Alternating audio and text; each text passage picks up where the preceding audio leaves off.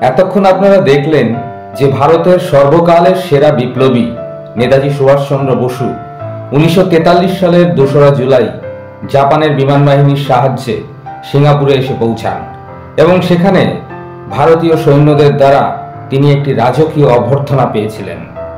এই প্রসঙ্গে বলতে হয় 1941 সালের 17ই জানুয়ারি সুভাষচন্দ্র বসু তার সেই বিখ্যাত এলগিন রোডের বাড়ি থেকে ব্রিটিশদের চোখে ধুলো দিয়ে দেশকে স্বাধীন করার জন্য সশস্ত্র সংগ্রামের উদ্দেশ্যে বেরিয়ে যান এবং অনেকটা পথ অতিক্রম করে তিনি সোভিয়েত রাশিয়া হয়ে জার্মানিতে পৌঁছান।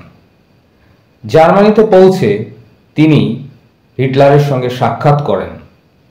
জার্মানির ফুয়েরার সঙ্গে সাক্ষাৎ করে তিনি উপলব্ধি করেন যে জার্মানি তাকে পোস্টার বয় হিসাবে ব্যবহার করবে মাত্র, প্রকৃত সাহায্য করবে না।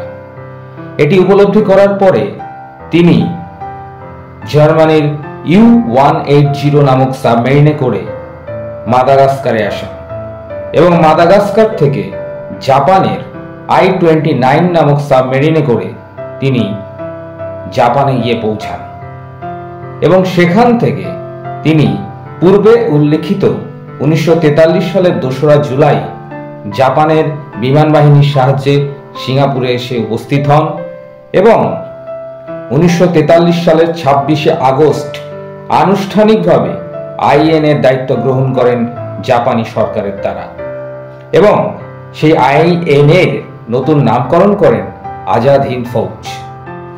এই সিঙ্গাপুরের বিখ্যাত ক্যাথি থিয়েটার হলে একটি বিশাল সমাবেশে সুভাষচন্দ্র বসু ব্রিটিশদের বিরুদ্ধে যুদ্ধ ঘোষণা করেন।